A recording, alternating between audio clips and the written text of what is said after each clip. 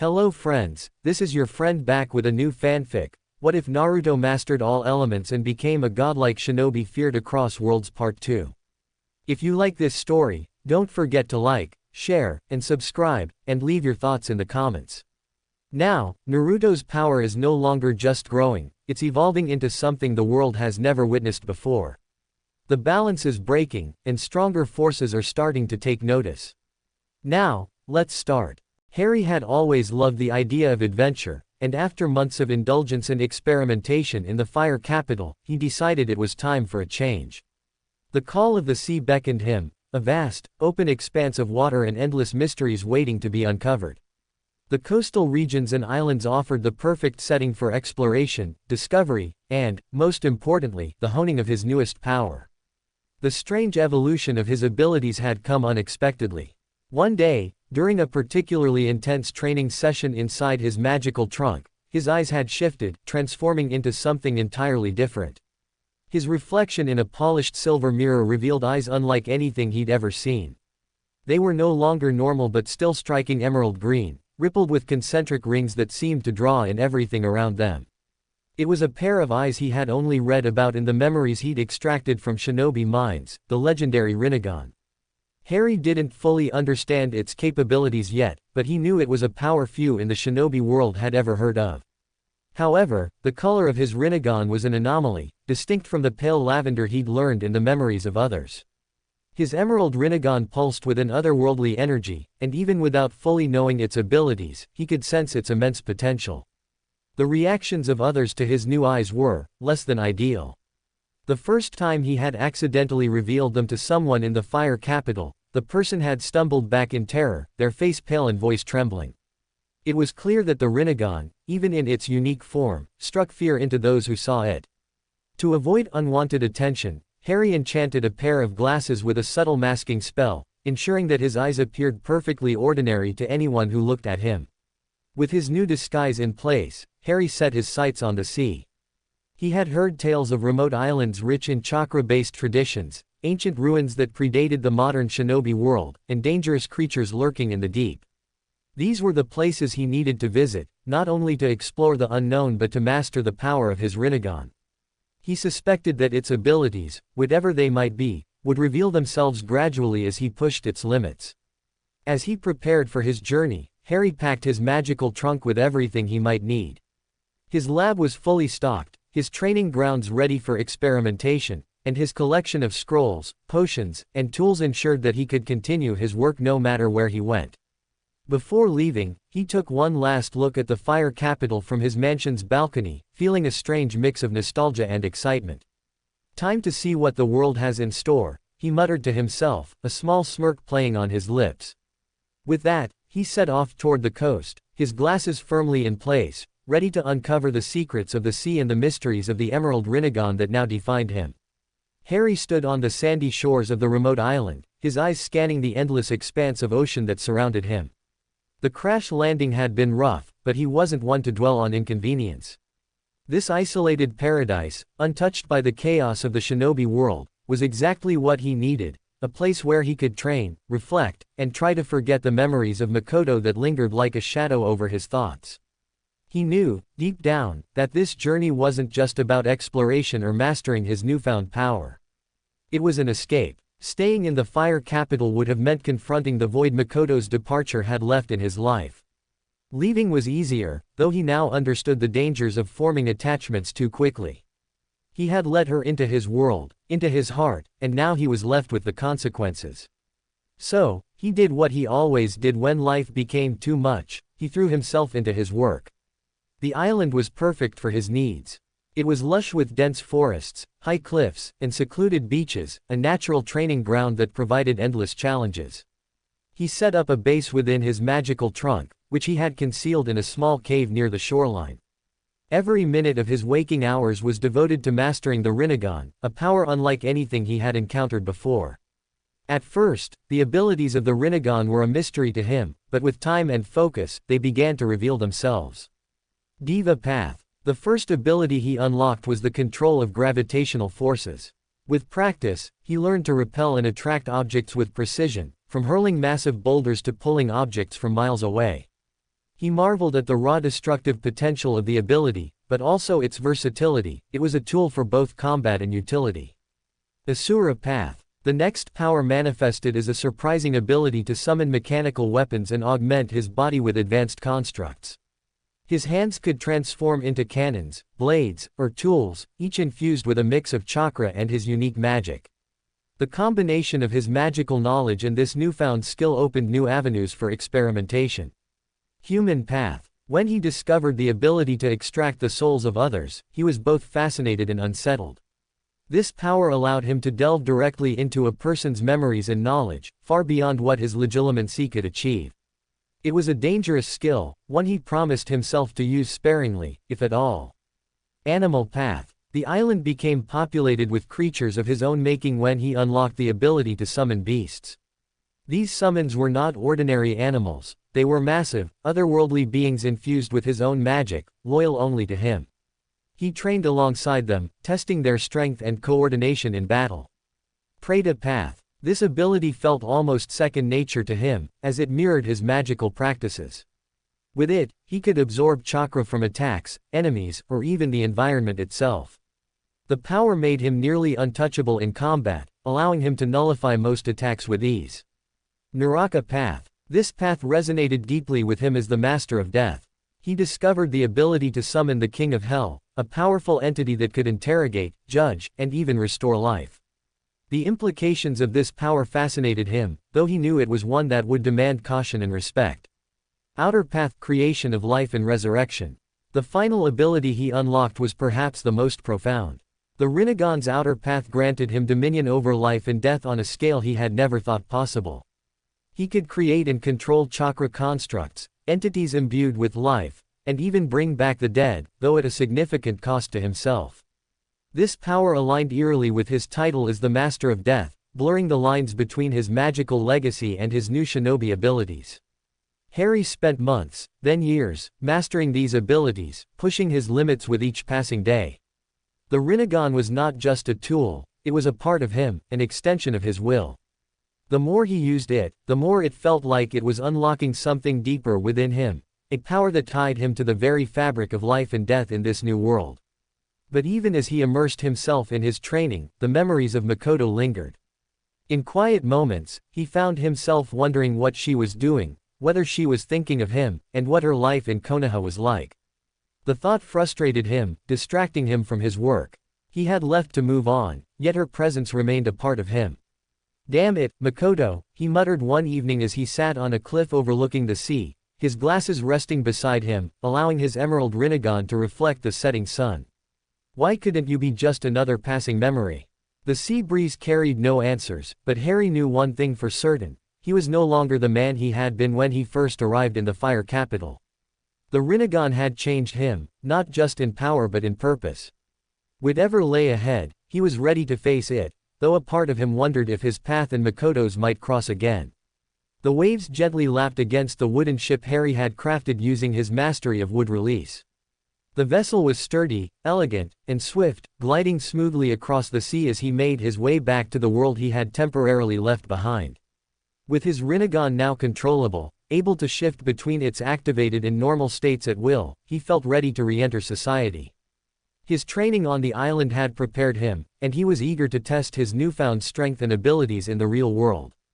The journey was peaceful at first. The sun shimmered on the ocean's surface, and the rhythmic sound of the waves was almost meditative. But as dusk began to settle, a sense of unease crept over him. The water around his ship rippled unnaturally, and the air seemed to grow heavy. Harry's instincts, honed by years of survival and training, kicked in.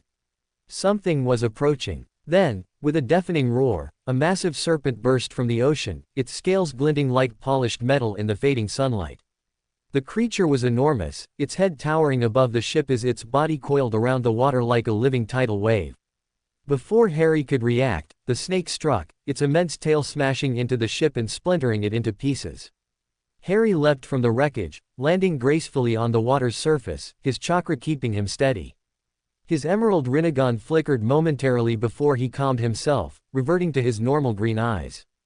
The massive snake reared its head, hissing and preparing to strike again, its fangs glistening with venom. But before it could attack, Harry acted, not with a jutsu, but with a word.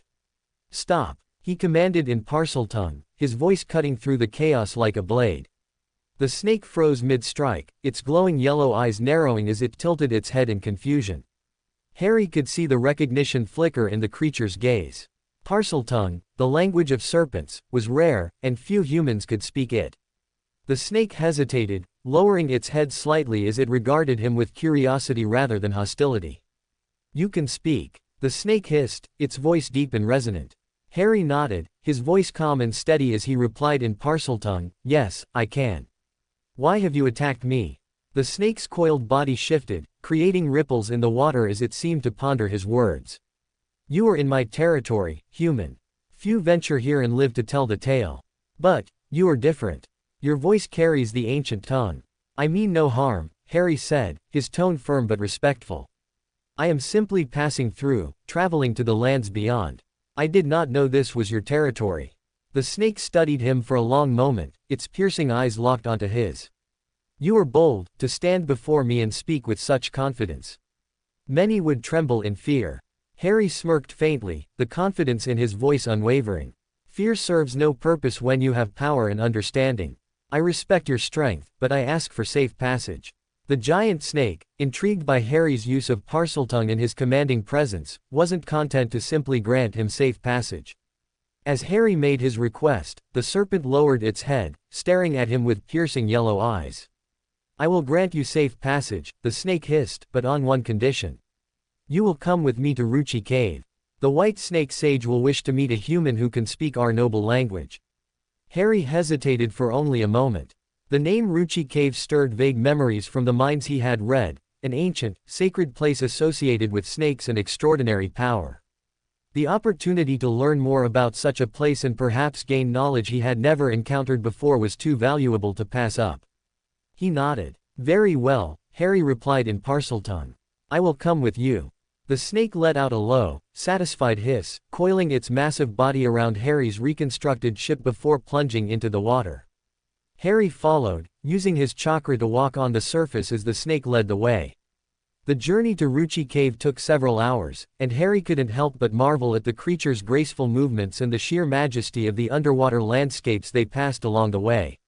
The entrance to Ruchi Cave was hidden within a jagged cliffside, concealed by an intricate barrier of natural and chakra-based illusions. As Harry stepped inside, he was struck by the ethereal beauty of the cave. It was vast and otherworldly, filled with glowing moss, towering stone pillars, and pools of shimmering water. The air was thick with a strange, potent energy that seemed to hum against his skin. At the heart of the cave, on a raised dais surrounded by coiled snakes of varying sizes, sat the white snake sage, a massive, ancient serpent with scales that shimmered like pearls. Its milky eyes regarded Harry with a mixture of curiosity and wisdom. So, the white snake sage hissed, its voice deep and resonant, this is the human who speaks our language. You are unique. Harry inclined his head respectfully. Thank you for seeing me, white snake sage. I am honored to be here. The sage's gaze lingered on him, as though peering into his very soul. You are no ordinary human. Your aura carries the weight of power and something otherworldly. Tell me, what do you seek? Harry didn't hesitate. Knowledge, strength, the means to grow beyond my limits. The white snake sage let out a low hiss, amused by his directness. You are bold, but I see potential in you. If you wish to walk the path of the snake, you may sign our summoning contract. In return, we will teach you our arts. But know this, our path is not for the weak of will. Harry stepped forward without hesitation, accepting the scroll presented to him by one of the coiled serpents. With a small cut to his finger, he signed his name in blood, sealing the pact. The sage nodded approvingly. Very well, it said.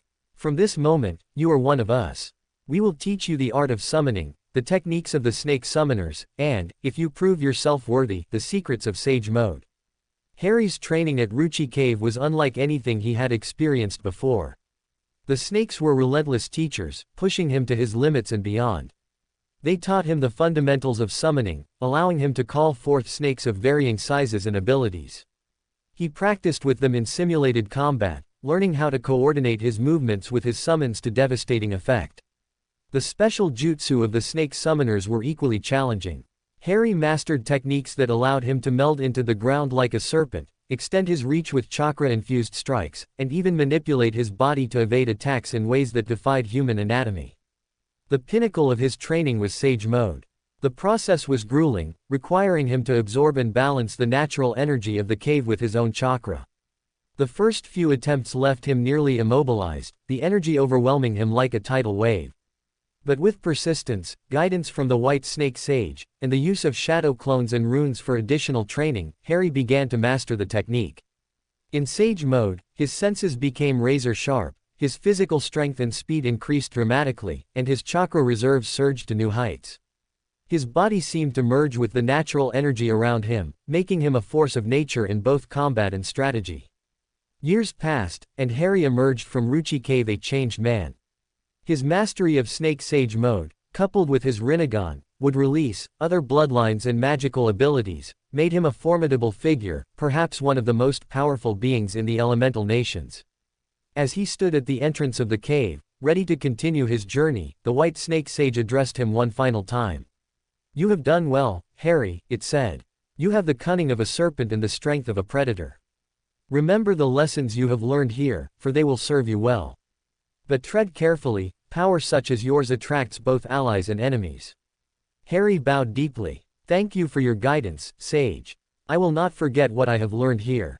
With that, he stepped into the light, his journey resuming with a renewed sense of purpose and a determination to test the limits of his newfound power. The Uchiha clan was a symbol of strength, legacy, and prestige. As one of the two founding clans of Konoha, their influence stretched far beyond the battlefield. They were not only feared for their unmatched prowess in combat but also respected for their political dominance in the village. Every decision within the clan, especially those concerning its bloodline, was scrutinized by the elders and the clan head. So when news that Makoto Uchiha, the only daughter of Takashi Uchiha, the current clan head, had returned from her latest mission and was pregnant, the news spread among the elders of the clan fast. It reached in the ears Takashi himself even before Makoto stepped foot back into the Uchiha compound. The clan elders immediately called for a meeting. Within the grand hall of the Uchiha estate, Takashi Uchiha sat at the head of the room, his presence commanding silence. His sharp, calculating eyes swept across the room, daring anyone to question his authority. Takashi was a man who had led the Uchiha clan through stability and strength. But now, with the revelation about his daughter, cracks of unease began to form beneath the surface of his composed demeanor. "Is the information confirmed?" Takashi asked, his voice steady but layered with tension. One of the clan's informants stepped forward and bowed deeply. "Yes, Takashi-sama. Makoto-sama returned from her mission and reported to the medical corps as required. The results confirmed that she is pregnant." The room fell into a brief but heavy silence before murmurs began to ripple among the elders. "She is not married," one of them pointed out, his tone sharp. "This cannot be overlooked. And there has been no formal announcement of a relationship," another added. "Who is the father? What is his status? His clan? His strength?" Takashi's expression hardened. "We will not jump to conclusions." His words cut through the noise, silencing the room instantly. "Makoto will answer those questions herself when she arrives." Still, the tension lingered. The Uchiha prided themselves on the purity and strength of their bloodline. Any disruption to that legacy, especially from an unknown outsider, was cause for concern. Later that evening, Makoto stepped through the gates of the Uchiha compound, her head held high despite the weight pressing down on her shoulders. She had prepared herself for this moment, knowing full well that the news of her pregnancy would not be met with quiet acceptance. Her father was waiting for her in the main hall, surrounded by the clan elders. His piercing gaze locked onto her the moment she entered, and the room fell silent. "Makoto," Takashi said, his voice calm but carrying the weight of authority. "You have returned." She bowed deeply. "Father, is it true?" he asked, his voice low but firm.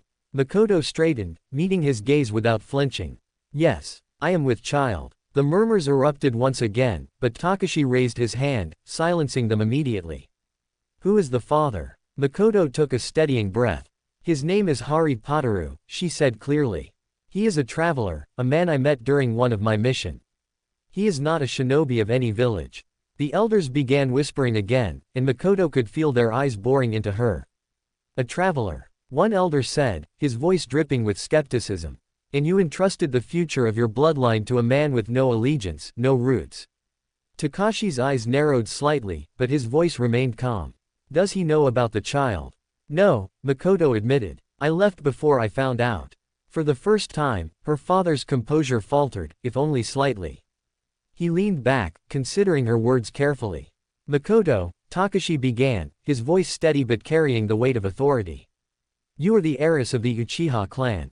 This child, no matter the circumstances of its conception, will carry the Uchiha name.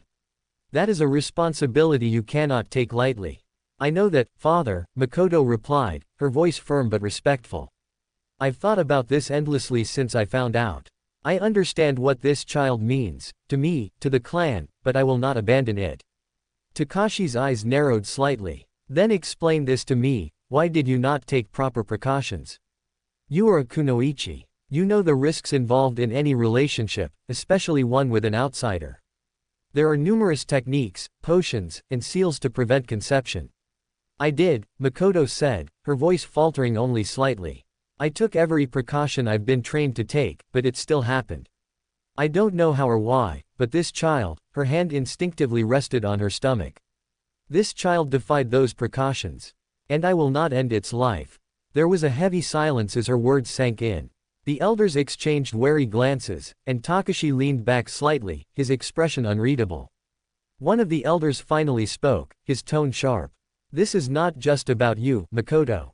The child of an Uchiha heiress must be born into stability and strength. It must have a father worthy of carrying the Uchiha legacy.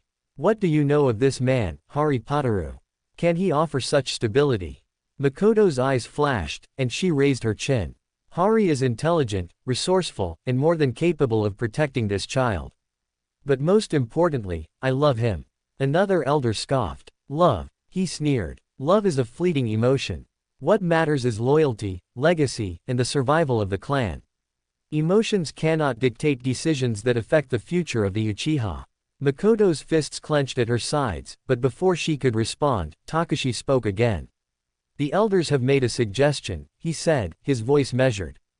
Fugaku Uchiha is the strongest shinobi of this generation, the most talented among the Uchiha. He has the strength, the reputation, and the loyalty to ensure the security of both you and the child. Makoto froze, her breath catching. You want me to marry Fugaku? It is a logical solution, one of the elders said. It would protect your reputation, secure the child's future, and ensure the bloodline remains strong. No, Makoto said, her voice firm. I won't do it. The room erupted into whispers again, but she stood her ground. Takashi's eyes narrowed, and his voice hardened. You are the heiress of this clan, Makoto. Your responsibilities come before your desires. I have already made my decision, she said, her voice unwavering. I want Harry. I want the father of my child, not some arranged marriage for appearances. This isn't about appearances, one of the elders snapped. This is about the survival of the Uchiha bloodline. If you refuse to marry Fugaku, then what future does this child have? A father who isn't even a shinobi. A man we know nothing about. This is unacceptable. Makoto's gaze didn't waver. Unacceptable to you, maybe. But I will not let you or anyone else dictate the future of my child. Takashi's voice cut through the noise. Makoto, you must understand the consequences of your defiance. I understand them perfectly, she said. Do you? Takashi's voice dropped, cold and sharp. Because if you refuse this arrangement, you will be stripped of your title as heiress. You will be disowned from this clan, and your child will not be recognized as an Uchiha. Makoto's heart pounded, but she didn't flinch. So be it. Gasps filled the room, and even Takashi seemed momentarily taken aback by her declaration. But Makoto didn't back down. She had made her choice the moment she decided to keep the child, and she wasn't going to let fear of rejection force her into a life she didn't want. Takashi rose to his feet, his expression unreadable. Think carefully, Makoto. This is not a decision you can take back. Once you walk away from this clan, there will be no return. Makoto met his gaze, her eyes unwavering. I've already made my decision, father. The room fell silent, and for a moment, it felt as though the very walls of the compound were holding their breath. Takashi's expression softened just slightly, perhaps from fatherly concern, but his voice remained firm. Then so be it, he said finally. You may leave. And with that, Makoto turned and walked out of the hall, her heart heavy but her resolve unshaken. She knew the road ahead would be difficult, but for the sake of her child, and for the man she loved, she was prepared to face whatever came next. The news of Makoto's exile from the Uchiha clan spread through Konoha like wildfire. It didn't take long for the villagers to hear that the proud heiress of the Uchiha, daughter of the clan head, had been stripped of her name, title, and home.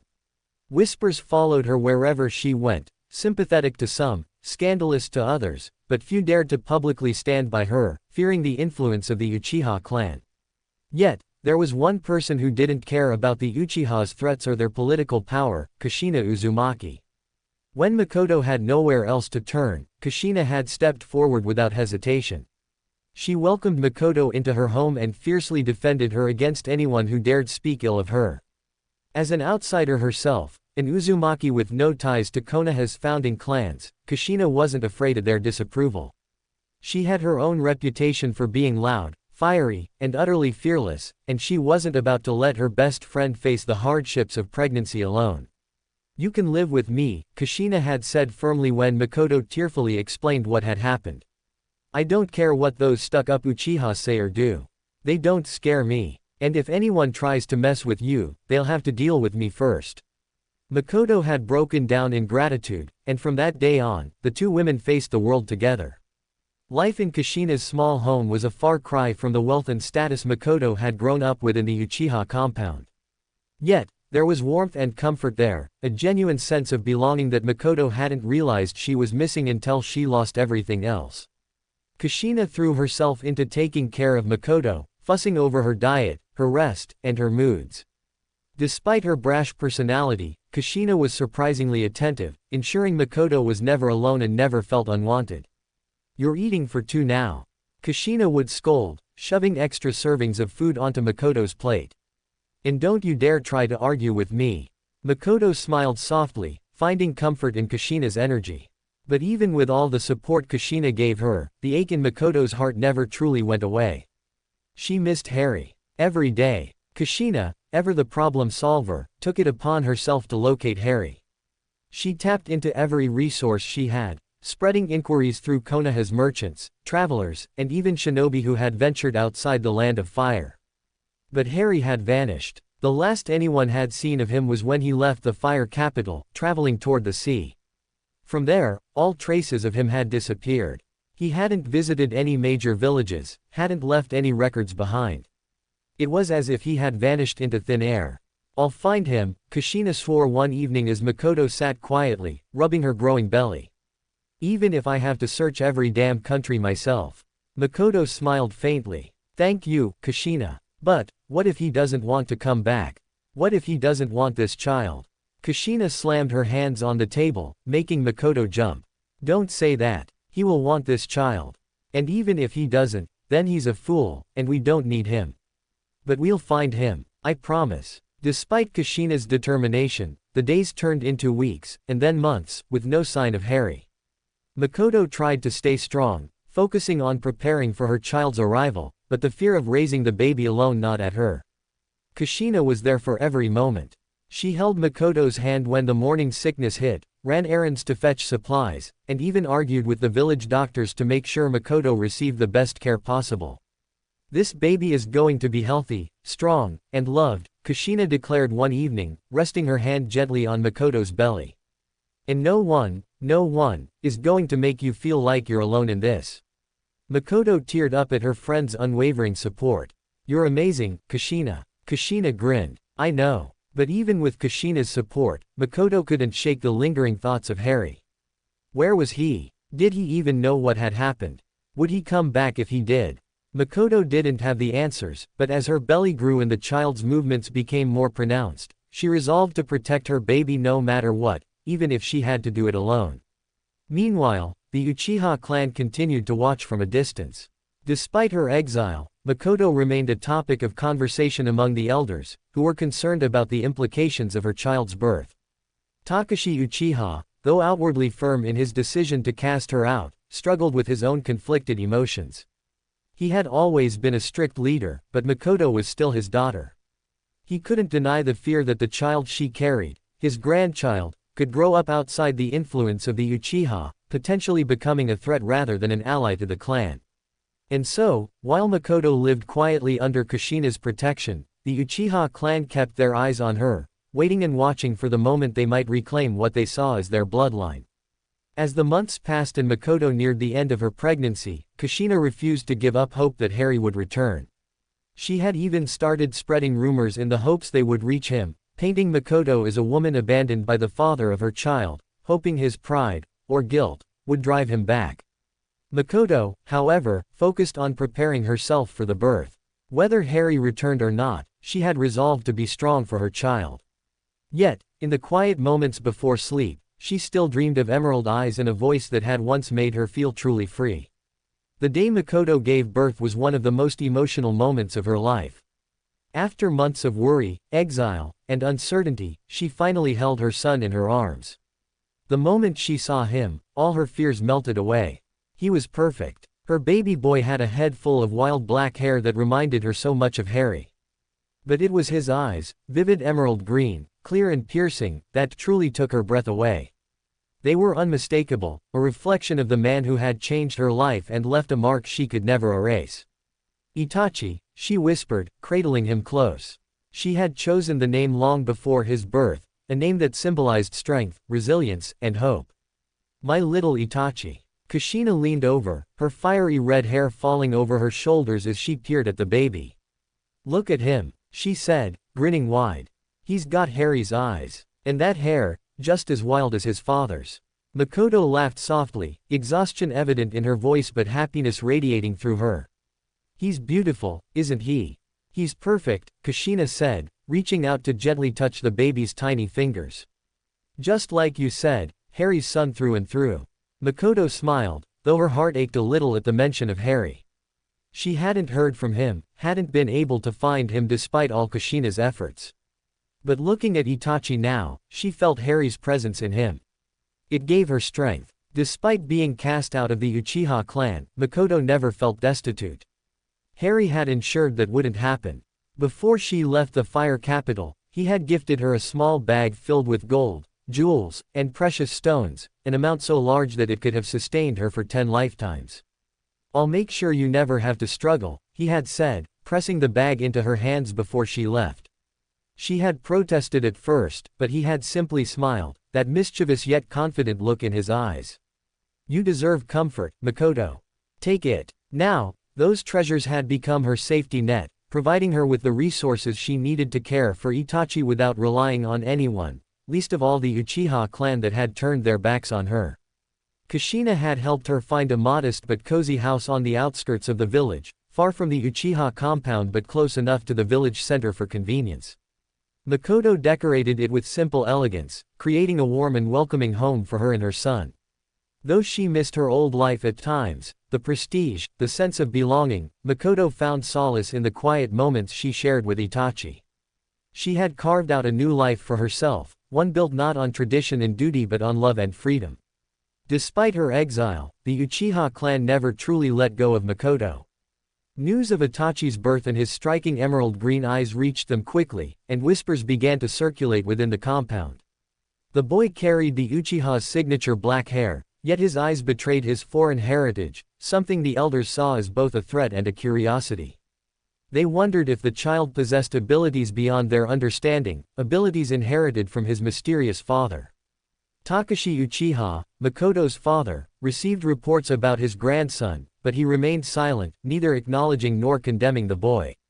Privately, he ordered that Makoto and Itachi be monitored, ensuring the clan would be ready to act if the child's abilities proved dangerous or valuable. Makoto knew the Uchiha were watching her, but she refused to let it intimidate her. She focused on raising Itachi, pouring all her love and energy into ensuring he grew up happy, healthy, and strong. Itachi, she whispered one night as she rocked him to sleep, you don't need the Uchiha name to be great.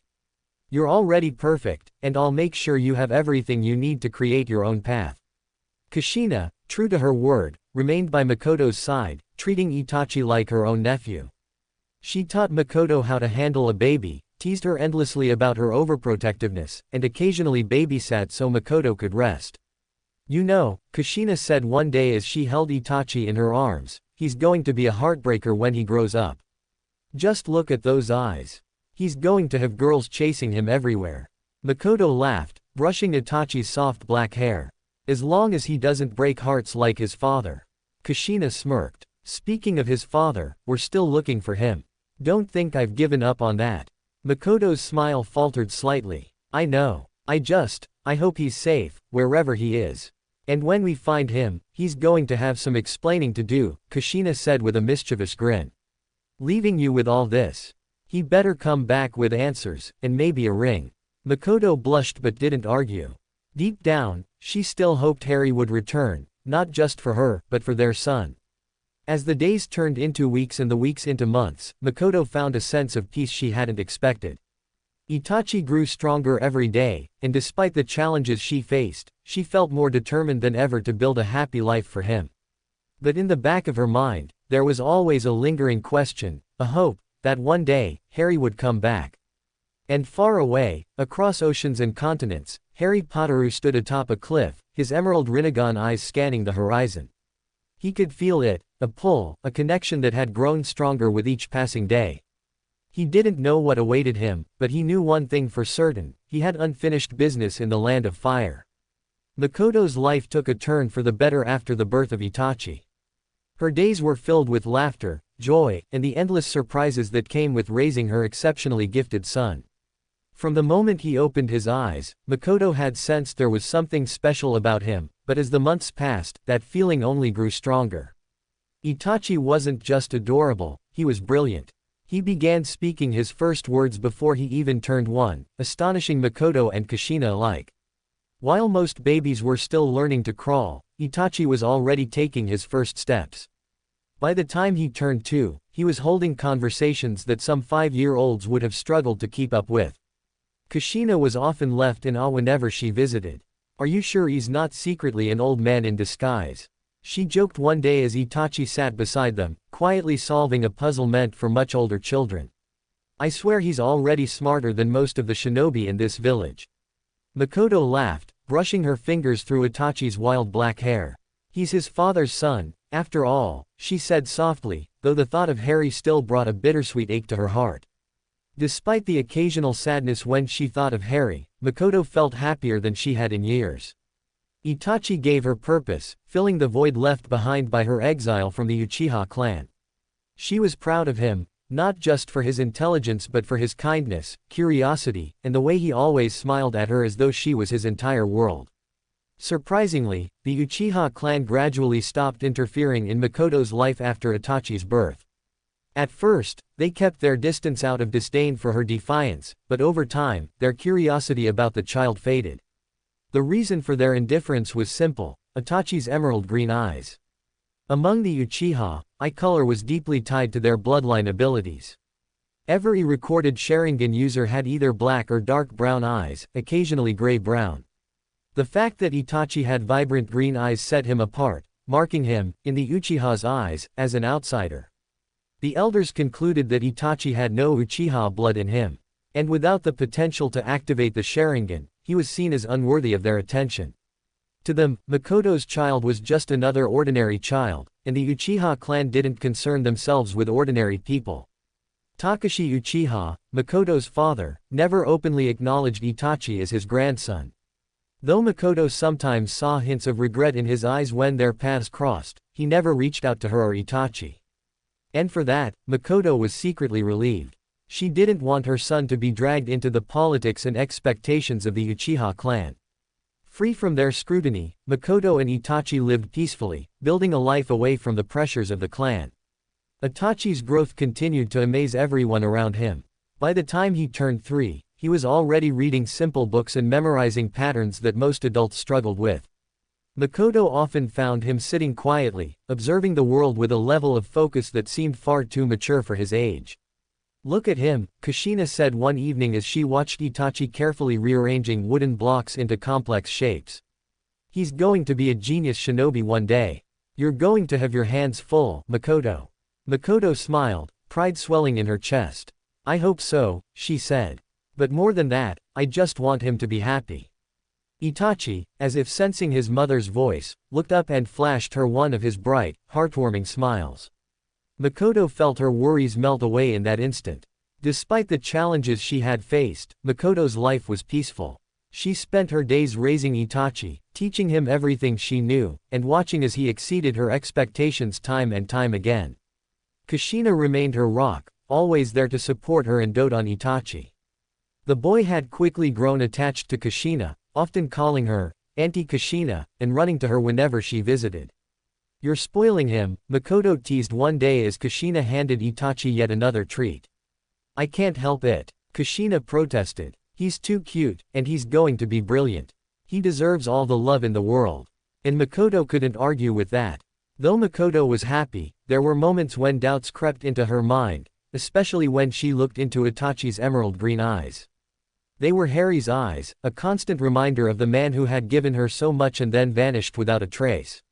She sometimes wondered if Harry even knew about Itachi, if he thought about her, or if he had simply moved on. But whenever those thoughts became too heavy, she pushed them aside and focused on the present. Itachi was her world now, and she would give him the best life possible. For now, Makoto's life was calm and fulfilling, but deep down, she knew this peace wouldn't last forever. Itachi's rapid development, his intellect, and the hints of untapped potential in his green eyes made her wonder if there was more to him than the Uchiha had assumed. And somewhere far away, Harry Potter was still out there, growing stronger, mastering powers that defied even the limits of the shinobi world. Makoto's days were filled with training and nurturing Itachi, pouring all her knowledge into her son. Since the Uchiha clan had dismissed Itachi as an outsider due to his emerald green eyes, Makoto never pressured him to awaken the Sharingan. Instead, she focused on teaching him other shinobi arts, areas where she knew he could excel, regardless of his lineage. She started with Genjutsu, knowing it was one of the most versatile and underestimated arts. Itachi took to it like a fish to water. By the time he was 4, he was already weaving subtle illusions, able to mislead and confuse animals and small creatures. Makoto was astounded at his natural talent. Next, she introduced him to Fuinjutsu, the art of sealing. It was a complex and delicate field, requiring precision and deep understanding of chakra manipulation. Yet, Itachi absorbed the lessons quickly, memorizing intricate seals and formulas as if he had been born for it.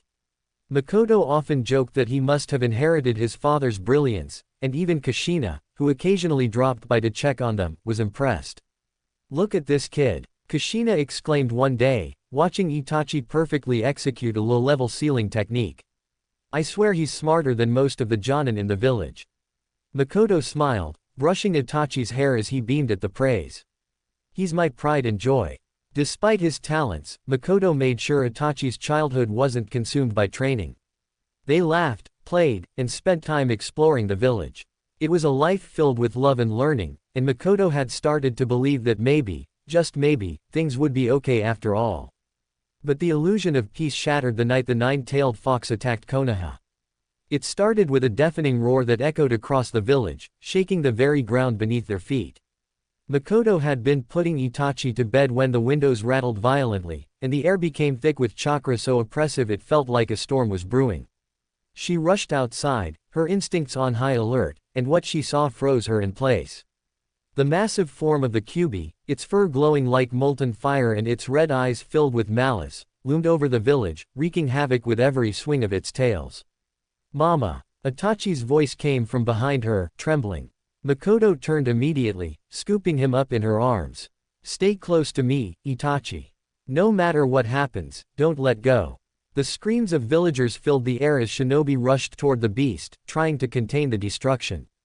Makoto's first thought was to get to Kushina, but her instincts told her something terrible had happened. Kushina was the Jinchuriki of the Nine Tails. There was no way the beast would be free unless something had gone horribly wrong. Fighting against her panic, Makoto moved swiftly, weaving through the chaos as she carried Itachi toward the outskirts of the village. Her thoughts raced. Where was the Hokage? Where were the Uchiha? The village's defenses were crumbling, and she had no one she could rely on except herself. Finding shelter in a small, abandoned storehouse, Makoto placed Itachi down, her hands trembling as she formed a protective seal around the entrance. Listen to me, Itachi, she said, crouching down to his level. I need you to stay here and be quiet. No matter what you hear outside, don't come out until I come back for you. Do you understand? But, Mama, no. Her voice cracked, but she steadied herself. You have to trust me. You're smart, Itachi, smarter than most adults. I need you to be strong now. Tears welled up in his emerald eyes, but he nodded. I'll wait for you. Makoto kissed his forehead before stepping outside. The world was in chaos, but she forced herself to focus. Her child's safety was all that mattered. Outside, the battle raged on. Makoto joined the other shinobi, using her genjutsu to create illusions that distracted the Kyuubi, buying precious seconds for her allies to regroup. But despite their efforts, the beast was unstoppable. Somewhere in the distance, she saw the fourth Hokage, Minato Namikaze, preparing a sealing technique. Relief washed over her. If anyone could stop this monster, it was Minato. But that relief was short-lived. As Makoto fought to protect fleeing civilians, she felt an overwhelming pulse of chakra ripple through the air. The Kyuubi's roar echoed once more before it vanished, sealed away at the cost of Minato's life. Makoto collapsed to her knees, exhausted and bloodied, but alive. She forced herself to her feet, ignoring the pain as she stumbled back to the storehouse where she had left Itachi. When she opened the door and saw him sitting there, clutching one of her old kunai with determination in his eyes, but he was not alone as there are many children he rescued from the debris, her heart swelled with pride and relief. The Nine Tails was sealed, but Konoha was left in ruins. Many lives were lost, including the Hokage and countless shinobi. Makoto mourned for her friend Kushina, whose fate remained unknown, though rumors suggested she had died alongside Minato to seal the beast. The Uchiha clan, meanwhile, faced growing suspicion. Rumors spread that they had been involved in the Kyuubi's release, and tensions between them and the village began to rise. Makoto, already exiled, was left out of the political storm, but she kept a close eye on the situation. For Itachi, the attack marked a turning point. Seeing the destruction firsthand and feeling helpless during the chaos pushed him to train even harder. Makoto noticed the change. His determination grew sharper, his focus more intense. She worried for him, but she also understood. He had inherited both her resilience and Harry's intelligence, and she knew he would one day become a force to be reckoned with. But as Makoto watched the sun set over the battered village, holding her son close, she couldn't help but wonder, what would Harry think if he saw their son now? And more importantly, would he ever come back to see him? Makoto sat in the quiet of her home, the weight of grief pressing down on her like a heavy blanket. The news of Kushina's death had shattered her. It wasn't just the loss of a friend, it was the loss of a sister, the one person who had stood by her side when the world turned its back. Kushina had taken her in, given her a place to belong, and never once judged her for the decisions she made. And now she was gone. Tears streamed down Makoto's face as she held Itachi close, his small arms wrapping around her neck. He didn't fully understand the depth of her sorrow, but he sensed it. And in his quiet, thoughtful way, he tried to comfort her. Don't cry, Mama, he whispered, his emerald green eyes shining with worry. Auntie Kushina wouldn't want you to be sad. Makoto smiled weakly, brushing his hair back. I know, sweetheart, I know. But the ache in her heart didn't lessen. As the days passed, Makoto couldn't stop thinking about Naruto, Kushina's son. She knew the truth about him, about his lineage. He wasn't just the child of her best friend, he was also the son of the fourth Hokage, Minato Namikaze. And now, he was an orphan. Makoto couldn't bear the thought of Naruto growing up alone. She remembered the warmth and love Kushina had given her, and she wanted to pass that on to Naruto. He deserved to be raised in a home filled with care, not shuffled around like a burden. Determined, Makoto approached the village council, formally requesting to adopt Naruto as her son. But her request was denied. The council had other plans. To them, Naruto wasn't just a child, he was a Jinchuriki, the vessel of the Nine Tails. He was both a weapon and a political tool, and the power to control him was something many factions within the village wanted. He's too important to be raised by someone with no political standing, one council member had said bluntly. You're no longer part of the Uchiha clan, Makoto. And even if you were, placing the boy with anyone tied to the Uchiha is too dangerous. The rumors about the Nine Tails having a Sharingan in its eyes have already caused enough suspicion. Makoto clenched her fists, barely restraining her anger. He's just a baby, she argued. He's not a weapon or a tool, he's a child. He needs love and care, not manipulation. But the council was unmoved. In the end, Naruto was sent to the orphanage, where he was treated with fear and resentment by the staff and other children. Despite the council's decision, Makoto refused to abandon Naruto. She made it a point to visit him as often as she could, bringing food, toys, and clothes. She always brought Itachi along, wanting him to know and care for Naruto, just as she did. Itachi quickly grew attached to the younger boy, treating him like a little brother. Naruto, in turn, adored Itachi, following him around and mimicking his actions. "Mama, can we take Naruto home with us?" Itachi asked one day as they left the orphanage. Makoto's heart broke at the question, but she forced a smile. "I wish we could, sweetie. But we'll always be here for him, okay? We'll make sure he knows he's loved."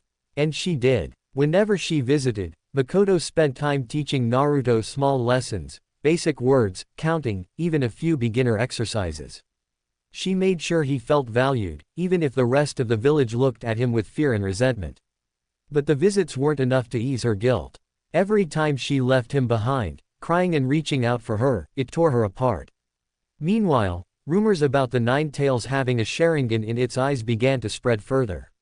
Whispers that the Uchiha clan might have been involved in the attack grew louder, increasing tensions between the Uchiha and the rest of the village. Makoto overheard the whispers, and she knew what they meant. Even though she was no longer part of the clan, the Uchiha name still cast a shadow over her life.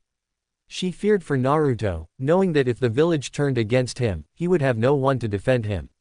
And in the back of her mind, she began to worry about Itachi. With his sharp intelligence and rapid growth, she wondered if the village might one day look at him the same way they looked at Naruto, with suspicion instead of admiration. One night, after putting Itachi to bed, Makoto sat alone, staring at the small bag of treasures Harry had left her. It was enough to ensure a comfortable life, but it couldn't protect her son or Naruto from the dangers of the world. She traced her fingers over the bag, thinking of Harry.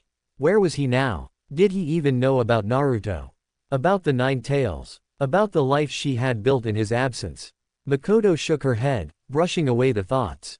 She couldn't dwell on what-ifs. She had to focus on the present, on raising Itachi and protecting Naruto as best she could. "I'll keep them safe," she whispered to herself. No matter what. And as she gazed out the window at the moonlit village, she resolved to grow stronger. For Itachi. For Naruto. And for the family she had built, even if it was incomplete. At just 7 years old, Itachi Uchiha stood at the top of his class, earning the title of Rookie of the Year upon graduating from the Ninja Academy. His brilliance and skill had already begun to turn heads throughout the village, and many saw him as a prodigy unlike any Konoha had seen in years. Makoto was overwhelmed with pride as she watched her son achieve so much at such a young age. She had always known he was destined for greatness, but seeing him step into the world of Shinobi so early filled her with a mixture of joy and anxiety. She feared that his brilliance would draw unwanted attention, but she trusted Itachi's judgment and discipline. The day he received his forehead protector was one of the happiest moments in Makoto's life. She hugged him tightly, tears in her eyes. "I'm so proud of you, Itachi," she whispered, her voice thick with emotion. Itachi, ever calm and composed, smiled softly. "Thank you, Mama. I'll make you proud." She ruffled his wild black hair. "You already have." Shortly after graduation, Itachi was placed on a genin team under the guidance of a seasoned jonin instructor. Despite his age, he quickly established himself as the strongest member of his squad, taking the lead during missions and earning the admiration of his teammates. Most of their early assignments were D-rank missions, simple tasks like chasing down lost pets, pulling weeds, and delivering supplies. Itachi approached even these mundane tasks with the same discipline and focus he applied to his training, earning praise from his instructor. But while his missions were important, Itachi never let them distract him from the bonds he cherished most. Whenever he had free time, he returned home to spend it with Naruto Uzumaki. Naruto, now a hyperactive and curious toddler, idolized Itachi. Every time Makoto brought Itachi along to visit him at the orphanage, Naruto's eyes would light up with excitement.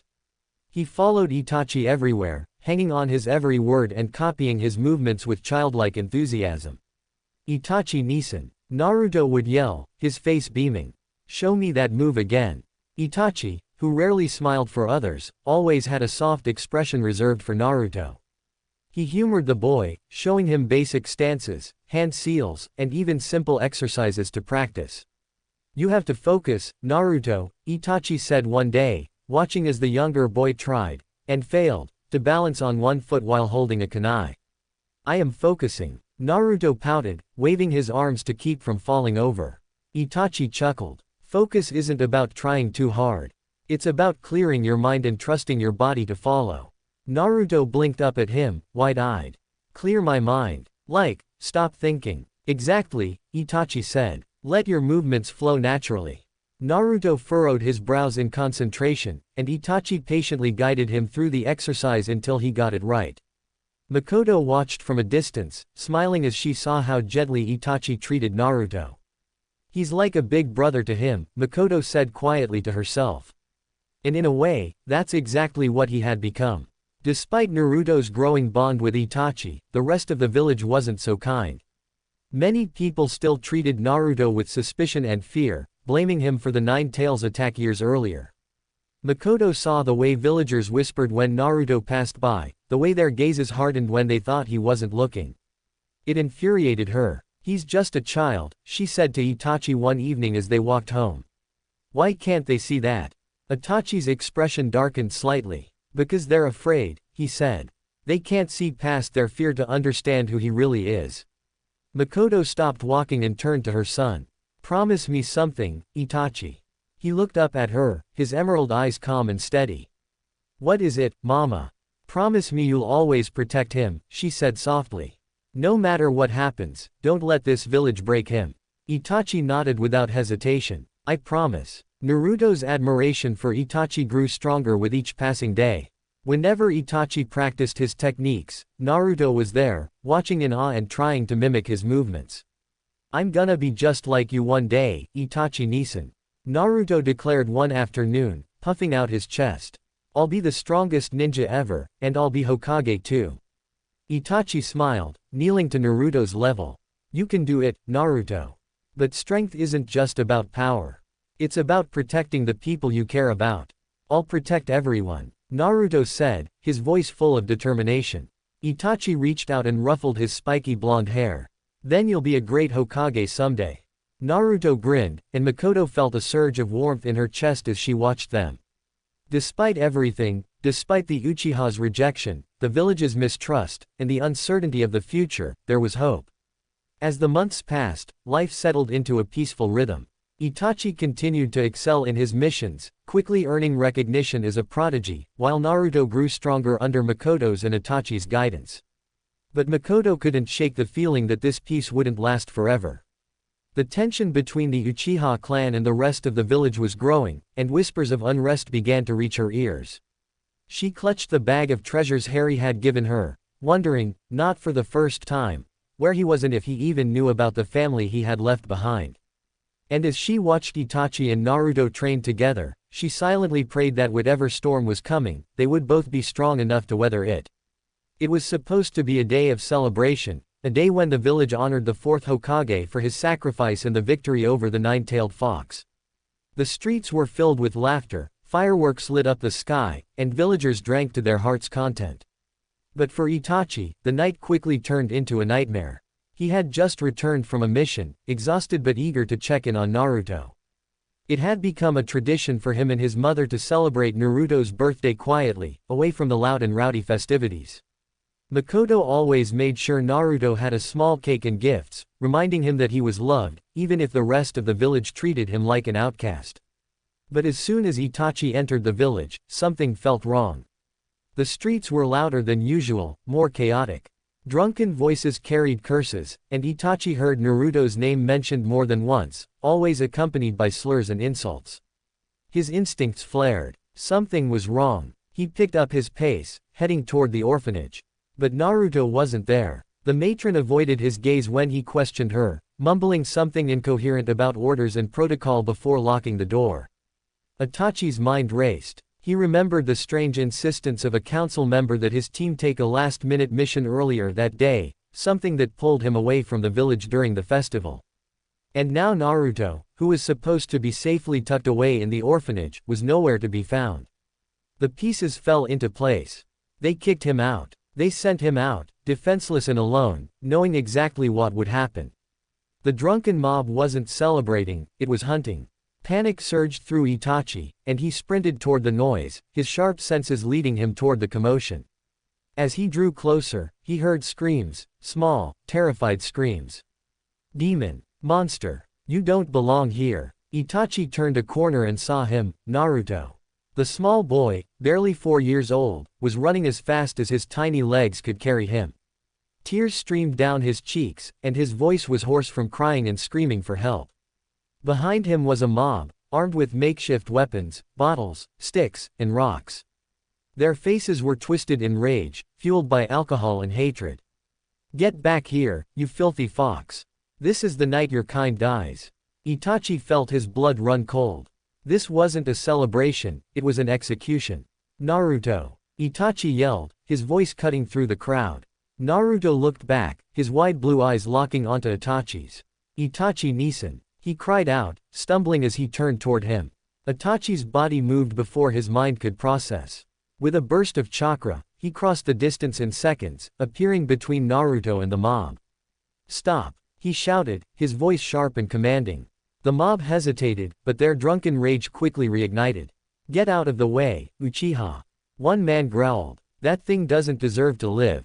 He's just a child. Itachi roared, his emerald green eyes blazing. What you're doing is a crime. Do you even hear yourselves?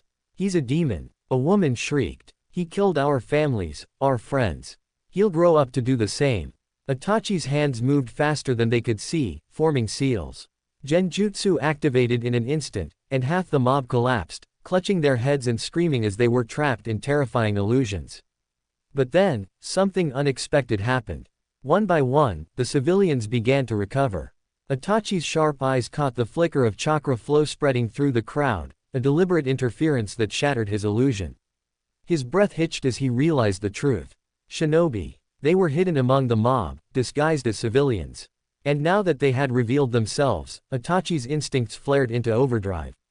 These weren't drunken villagers acting on impulse, this was a coordinated attack. Itachi held Naruto tightly against his chest, his small frame trembling in fear. The hatred in the crowd's voices rang in his ears, sharp and cutting like kunai. He is no Uchiha, he is just a bastard. Kill the bastard and his filthy mother. They're traitors, protecting that monster. The mob moved like a pack of wild beasts, their eyes blazing with rage, their hands armed with torches, knives, and makeshift weapons. Their steps pounded against the dirt, shaking the ground as they surged toward him and Naruto. Naruto sobbed into Itachi's chest, his tiny fists clutching at the fabric of Itachi's shirt. Nissen, I'm scared. Itachi's heart raced. His arms tightened around Naruto, shielding him from the oncoming horde. He couldn't let them hurt Naruto. He wouldn't let them. Think. Itachi's mind raced, but his options were limited. Even with his training, there were too many of them, and the few shinobi hidden among the crowd made the situation even worse. He needed to protect Naruto, but how? Stop! Itachi roared, his voice raw with desperation and fury. The ground rumbled beneath their feet, and the air grew heavy with chakra as Itachi's emerald eyes glowed ominously. Suddenly, the earth split open, and from its depths, massive trees began to burst forth. Their roots twisted and coiled, spreading like wildfire as if guided by an unseen will. In seconds, a protective dome of intertwining branches and leaves enveloped Itachi and Naruto, shielding them from the mob. The villagers screamed in terror as the roots snaked toward them, cracking stone and splintering wood as they moved. The roots lashed out, grabbing torches, weapons, and debris, hurling them aside like twigs. The mob's courage evaporated, and in their panic, they fled, stumbling over one another to escape the living forest. Amid the chaos, high above on the rooftop of a nearby building, Danzo Shimura stood, his single visible eye wide with shock. He gripped the edge of the roof, leaning forward as if trying to confirm what he had just witnessed. Impossible, Danzo whispered, his voice barely audible. Mokuten. Harry's journey continued as he wandered from place to place, his nomadic lifestyle giving him the freedom to train and experiment without restraint. After leaving Ruchi Cave, where he had learned the ways of the Snake Sage, he immersed himself in refining his techniques. The knowledge gained from the White Snake Sage had opened doors to powers he hadn't previously considered, but Harry wasn't one to settle. His thirst for growth kept him moving, always seeking the next challenge, the next mystery to unravel. It wasn't just about survival, it was about purpose. Inventing new spells, creating techniques that defied the laws of chakra and magic, and pushing his limits gave him a reason to keep going. Over the years, Harry wandered across the vast lands of the elemental nations, his footsteps leaving no trace as he moved like a ghost through history. He watched as shinobi clashed in wars fueled by greed, power, and vengeance, and though he had the strength to change the tide of battle, he chose instead to remain in the shadows, observing the chaos unfold. The great shinobi wars came and went, leaving scars across the land. Armies of skilled ninja unleashed techniques that reshaped landscapes, mountains crumbled, rivers boiled, and forests burned. And yet, Harry remained uninvolved, refusing to let himself become another piece in the game of power struggles. But that didn't mean he ignored the battles. Instead, he used them. Where others saw death and destruction, Harry saw opportunity. The battles became his classroom, and the shinobi who fought became his teachers, unwitting, but no less effective. He would linger on the edges of the battlefields, hidden behind his Rinnegan-enhanced genjutsu or cloaked by advanced invisibility spells. From these vantage points, he studied the techniques of the world's greatest shinobi, analyzing their strengths and weaknesses. He watched as Earth-style jutsu created fortresses and defenses that turned entire valleys into fortresses. Water-style techniques drowned armies and shaped rivers into whips and blades. Fire-style attacks reduced forests and strongholds to ash. Lightning-style strikes moved faster than the eye could follow, piercing defenses and enemies alike. He observed Kekkei Genkei in action, witnessing bloodline limits that defied logic. From the Keigaya clan, he saw Shikatsumyaku, the ability to manipulate one's bones as weapons, and imagined how devastating it could be if fused with crystal release. From the Yuki clan, he saw the elegance of ice release, combining water and wind to create glaciers and spears of ice, and thought of ways to counter such techniques using lava release. Harry made no alliances and had no loyalties to any faction, but he took something from all of them: their techniques, their strategies, and their secrets. Harry's travels brought him face to face with some of the world's greatest shinobi, though they never knew he was watching. He saw the Third Raikage cleave through armies with his lightning cloak, turning himself into an unstoppable force of destruction. He witnessed Han, the Jinchuriki of the Five Tails, annihilate enemy forces with his steam release, combining heat and pressure to devastating effect. He watched as the Third Tsuchikage, Onoki, used particle style to disintegrate enemies and reshape landscapes with a wave of his hand. Each encounter taught Harry something new, not just about techniques, but about the mindsets of shinobi. Their willingness to sacrifice, to adapt, and to survive at all costs fascinated him. Yet he also saw the cruelty of war: children forced to fight, entire clans wiped out, and villages reduced to rubble. Harry promised himself that he would never allow himself to be drawn into such senseless destruction, but deep down, he knew the world's chaos wouldn't leave him untouched forever. As years passed, Harry's skills became legendary in secrecy. To the world, he was nothing more than a wandering stranger, but to those who encountered him, he was a force of nature. Bandits who tried to rob him vanished without a trace, leaving behind only scorched earth and shattered weapons. Rogue shinobi who crossed his path spoke in hushed tones about the man with eyes like gods who wielded the elements themselves. But Harry remained distant, never revealing his full strength or identity. His experiments had made him stronger than any shinobi alive, yet his life felt empty. Without purpose, without ties, he drifted like a shadow. After years of wandering and exhausting his stockpile of potions, ingredients, and rare magical plants, Harry faced a challenge he hadn't anticipated. His reliance on the magical flora he had brought from his original world had finally caught up with him. The potions that once granted him strength, healing, and endurance were gone, and without fresh ingredients, his magical experiments had ground to a halt. His attempts to farm magical plants during his travels had proven fruitless. No matter how carefully he prepared the soil or how precisely he cast his spells, the plants failed to thrive. It became clear that the lands of this world, though rich in chakra, lacked the ambient magical energy required to sustain such growth. But Harry wasn't one to give up easily. Harry's research led him to a surprising revelation: certain regions in this world were brimming with natural chakra, particularly places touched by senjutsu. These areas were rich in natural energy, not unlike the ley lines and magical hotspots of his original world. One such place was the Forest of Death in Konoha, a dense, untamed wilderness teeming with life and raw chakra. Known for its dangerous wildlife, poisonous plants, and lethal terrain, it was avoided by most shinobi outside of training exercises. But to Harry, it was perfect. He theorized that the senjutsu-infused environment could replicate the magical conditions needed to cultivate his plants. After weeks of preparation, he teleported directly into the heart of the forest, cloaked by invisibility spells and chakra suppression techniques to avoid detection. The moment Harry stepped into the Forest of Death, he felt it, the dense, oppressive aura of natural chakra that made the air hum with energy. The earth beneath his feet practically vibrated with life, and the ancient trees seemed to whisper secrets carried by the wind. "This will do," Harry murmured to himself, his emerald-green Rinnegan scanning the area for the most fertile pockets of chakra. He began his work immediately. From his enchanted trunk, he withdrew carefully preserved seeds and cuttings of rare magical plants, some extinct even in his original world. He took great care to enchant the soil, using runes and chakra-infused seals to replicate magical energy. He also created barriers to prevent animals and shinobi from stumbling into his growing sanctuary. Days turned into weeks as Harry worked tirelessly, tending to the plants and modifying the area to support their growth. He tapped into his wood release, molding the terrain and controlling the flow of chakra to nurture the saplings. Soon, the Forest of Death began to change.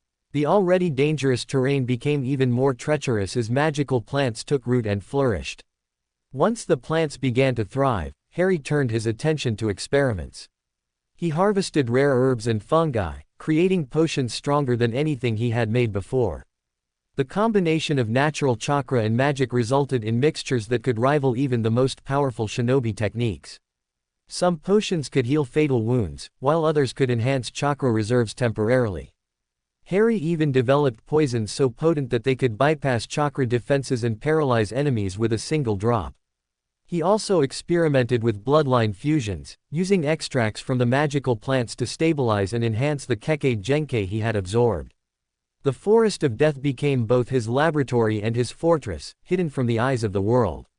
Harry's secluded life in the Forest of Death had become a delicate balance of secrecy and progress.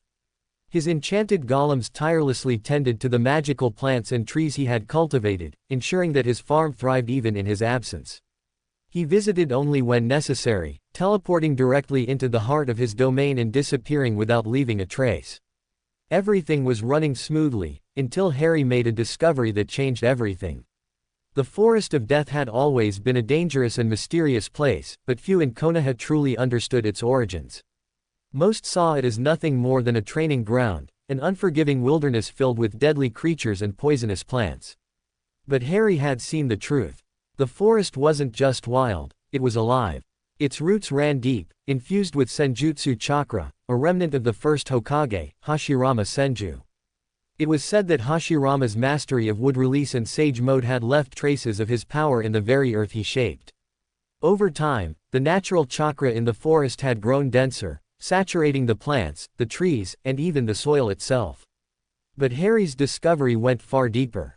The creatures of the forest, snakes, wolves, spiders, and birds, had evolved in this chakra-rich environment. Prolonged exposure to senjutsu chakra had awakened something primal within them, granting them chakra networks akin to those of shinobi. Harry first noticed the change while harvesting herbs from one of his magical groves. As he moved between the vines, his Rinnegan detected faint chakra pulses radiating from a serpent coiled in the shadows. At first, he thought it might be a summoning animal from another contract, but closer inspection revealed the truth: the serpent wasn't bound by a contract. It was a natural creature of the forest, yet it carried chakra like a shinobi. Intrigued, Harry began studying the animals, using his Rinnegan and magic-enhanced tools to map their chakra networks. The patterns were crude, primitive compared to human shinobi, but they were there. The animals had developed chakra coils, and some even displayed signs of latent abilities like enhanced speed, strength, and elemental manipulation. Hashirama Senju, Harry murmured as he pieced together the truth. His senjutsu shaped this land. It didn't just create the forest, it changed everything that lived here. It wasn't Harry's magic that caused the creature's evolution. It was the legacy of Hashirama, the power of nature chakra, left behind by the man who had shaped the world with his wood release. And now, Harry saw an opportunity. Harry's magical plants and trees, grown in the senjutsu-rich soil, had accelerated the evolution of the creatures, making them even more attuned to chakra. But raw chakra wasn't enough. Harry knew that if these creatures were to become summons, they needed intelligence, a mind capable of strategy, understanding, and loyalty.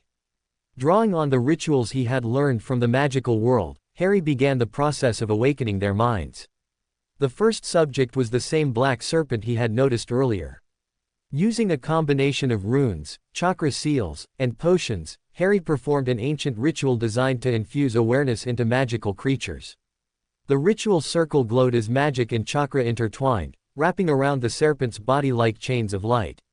Its scales shimmered, and its eyes glowed faintly with intelligence. When the glow faded, the serpent raised its head and spoke. "Master." Harry exhaled slowly, feeling the weight of his success. Harry's work within the Forest of Death reached new heights as he expanded his efforts to create a network of summoning clans. What began as a simple experiment with the chakra-infused creatures of the forest quickly evolved into something far grander, a structured system of summons, categorized and organized into specialized groups. He wasn't just creating summons. He was building armies. Harry scoured the Forest of Death, carefully selecting creatures based on their chakra potential, physical attributes, and natural instincts. He collected predators and prey alike: wolves, giant rabbits, bears, boars, crows, eagles, hornets, and more, each chosen for its unique abilities and potential to be enhanced and trained. Using his ritual magic combined with chakra-infused seals, Harry granted them intelligence and enhanced physical capabilities. Their chakra networks were refined, making them capable of using basic jutsu, manipulating elements, and coordinating in battle formations. Harry also incorporated bloodline abilities into some of the creatures, fusing traits such as lava release into the bears and storm release into the eagles, turning them into elemental weapons. Once the animals were enhanced, Harry began training regimens tailored to each species. He treated them like shinobi, focusing on discipline, tactics, and teamwork. Wolves, masters of stealth, tracking, and pack coordination, they became the perfect scouts and ambushers. Each wolf was trained to follow silent commands, making them ideal for infiltration and assassination missions. Giant rabbits, don't let their fluffy appearance fool you. Enhanced with speed and agility, these rabbits excelled at hit-and-run tactics. Some were trained in earth manipulation, allowing them to burrow rapidly and create traps. Bears, the tanks of the summons, bears were enhanced for raw strength and durability. They were ideal for frontline combat, smashing through defenses and causing chaos in enemy ranks. Boars, masters of earth and charge techniques, boars were bred for siege warfare, capable of plowing through structures and enemy defenses with terrifying force. Crows, the spies and messengers of the Emerald Pact, crows specialized in illusion techniques and genjutsu-based reconnaissance. They could distract enemies or create decoys in battle. Eagles, trained for aerial combat and long-range attacks, eagles were enhanced with storm release, allowing them to strike enemies with lightning-charged talons and wind jutsu. Hornets, deadly swarms designed for speed and precision strikes. Their venom was enhanced through potions and poisons, making even a single sting potentially fatal. To ensure flexibility and secrecy, Harry avoided creating large summoning contracts that tied shinobi to entire species. Instead, he divided the summons into smaller groups, each with its own dedicated contract. Wolves, 20 wolves were divided into 4 contracts, with 5 wolves per contract. Giant rabbits, 21 rabbits divided into 3 contracts, with 7 rabbits per contract. Bears, 12 bears divided into 4 contracts, each summoning 3 bears. Crows, 45 crows divided into 3 contracts, each with 55 crows. This approach ensured that even if one contract was lost or discovered, it wouldn't compromise the entire network of summons. Each contract was written with blood seals that bound the animals not just to their summoner but also to Harry. Harry's bloodline and magical enhancements acted as a failsafe, ensuring that the summons remained loyal and couldn't be used against him, even if captured or controlled by genjutsu. He also added commands of secrecy, ensuring the summons could not reveal their true origins or his identity to anyone outside. So friends, this was part 2 of this epic and godlike journey. If you enjoyed it and want the next part soon, make sure to like, share, and subscribe to the channel. Also comment down your thoughts. Do you think anyone can stop Naruto at this point? I'll see you in the next part.